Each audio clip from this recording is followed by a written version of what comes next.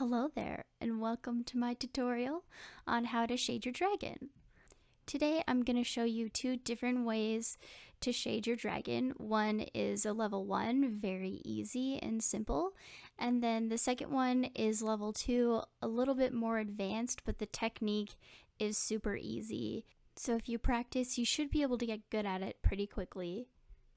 Step 1 for both of these methods is to get your layers in order.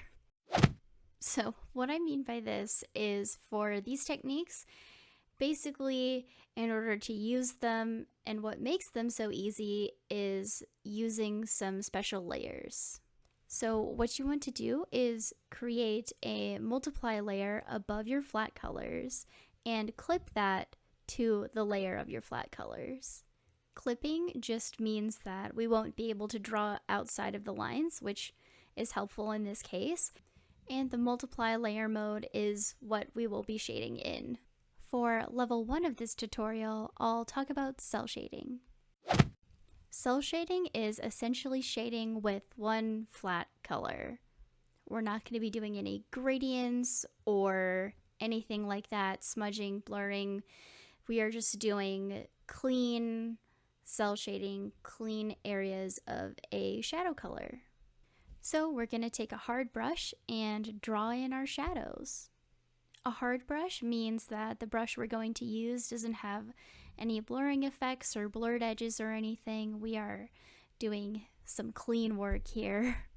When I do cell shading, I essentially follow the lines that I've already drawn. To a certain extent, your line art is almost sort of a little bit of cell shading because our lines tend to be where we'll find areas of the deepest shadow, so use them as a guide. For this dragon, I'm imagining a light to the upper left. I essentially enjoy putting the light where it will shine on the dragon's face, so the dragon's face will be in the light, and then kind of everything else follows that. The actual shading process takes practice and definitely looking at references like animals, other people's art, real life helps too, like going outside on a sunny day and either just paying attention to where shadows are or even better, sketching some things in a little sketchbook you bring with you.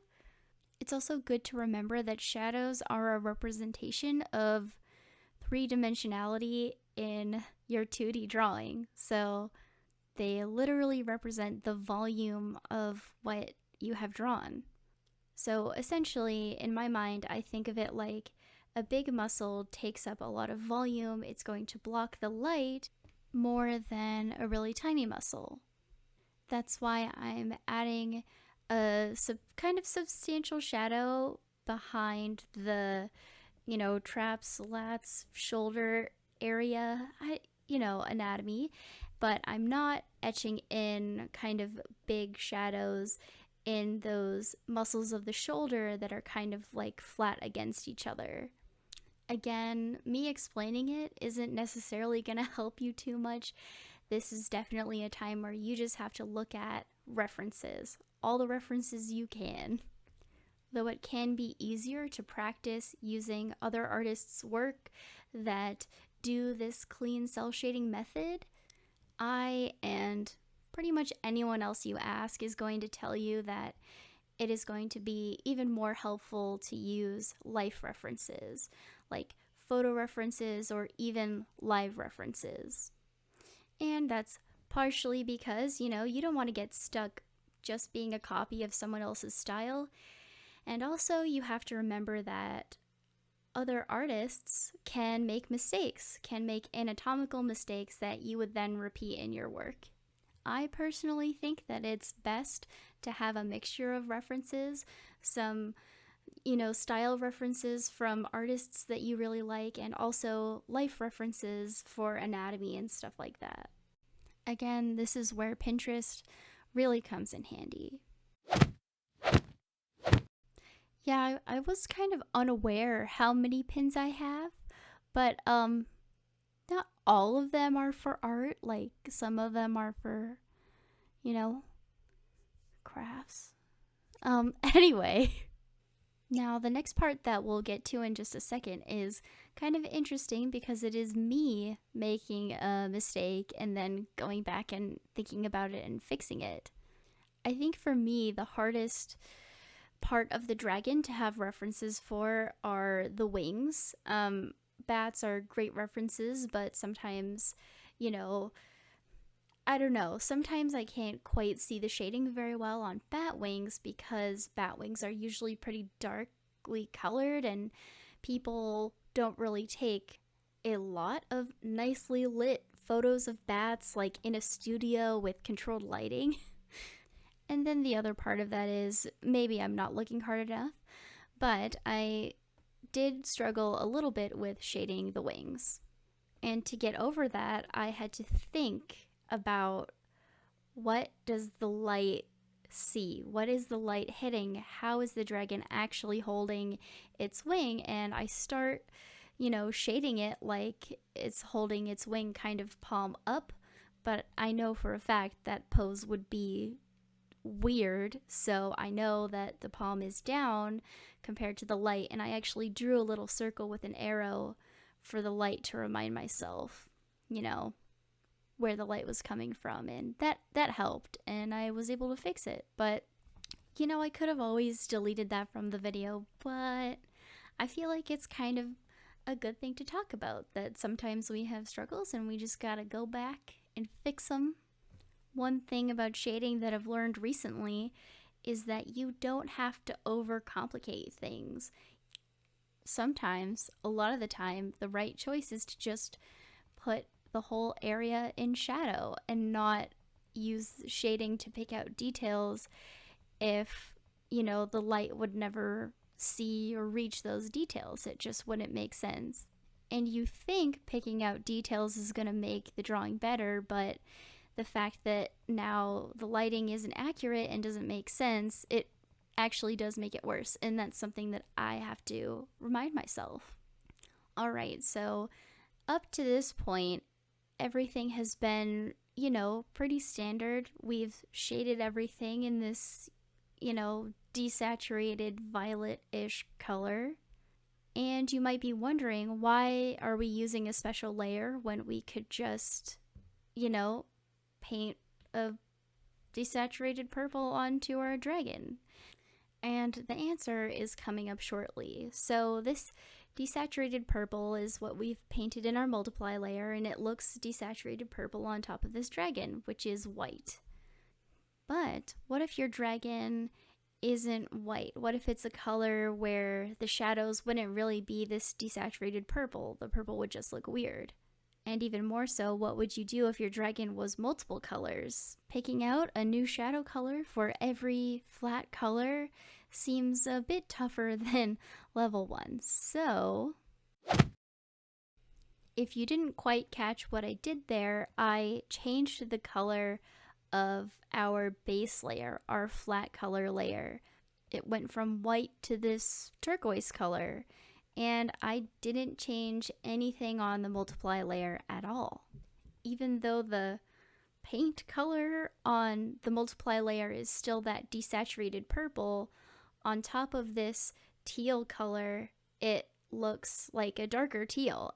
This desaturated purple, I think, doesn't look good with every flat color that you would have for your dragon, but I think it works for a lot of colors, especially cool colors. So using the multiply layer means you don't have to pick a separate shadow color for every flat color on your dragon. And it helps us shade easily without using just black or gray.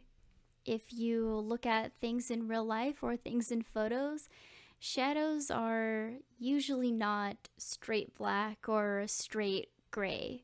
A lot of artists that are new to shading will end up shading with black, and the result, while the shading might be accurate, it doesn't really look great. It's kind of something that we stay away from. Shading with black, it's not really a good idea. So with the multiply layer, you get the ease of shading with just one color, quote unquote, I guess, but you're not falling into that fallacy of shading just with black.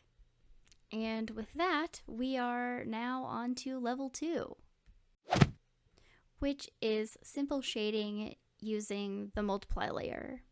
So simple kind of has a caveat to it.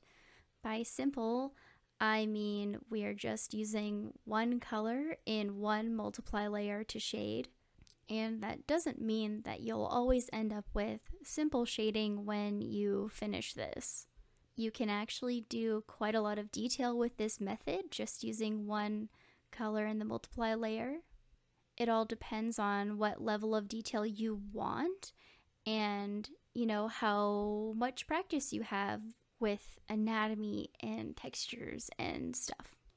I really love this method because it has a low skill requirement to start, and it remains useful up to a high skill level. I myself like having quite a bit of detail in my shading, so this took me a while, so I'm gonna have this section sped up quite a bit, but in the grand scheme of things, this really didn't take me very long. It took me maybe 20 minutes to do this shading, and it wasn't hard. All I was doing was using a single color in a single layer. Okay, technically that's a little bit false. I used 2 colors. I used white and the desaturated purple that we've been using. And that's because in the multiply load, white is the same thing as having nothing in that layer. It won't change the colors from underneath at all if you just paint white. So you get the same effect from using white as you would just using the eraser. I personally like using white because I find it easier to blend white into the shadow color than to create kind of a smooth transition between erase and the shadow color. But it's all up to personal preference. And you might notice that for cell shading, I started with a blank multiply layer and added in, the desaturated purple. And for this, I started with a fully filled multiply layer with everything being that desaturated purple, and then went in to take away shadow using the white. This is just easier for me personally to understand. You don't have to do this. Okay, so now that I've changed the base color to this light green, you can see that what was white in the beginning is now this pale teal color, and what was the desaturated purple is a darker teal, and there are smooth gradients between certain areas. Using this method is a good way to get smooth gradients of shadows on a base that is multiple different colors. This is why I use this for shading my adoptables, pretty much everything, because I can't be bothered to pick individual shadow colors for every color on the base design. All I did to get from this to the final result that I have at the beginning of this video was changing the base color and editing a few areas of my shading using that multiply layer method. And that's it. I really hope this helps someone. I encourage you to try out this method of doing softer shading this way. It's so easy, and yeah, it's fun too. So, go out and try it if you want, and I'll see you around.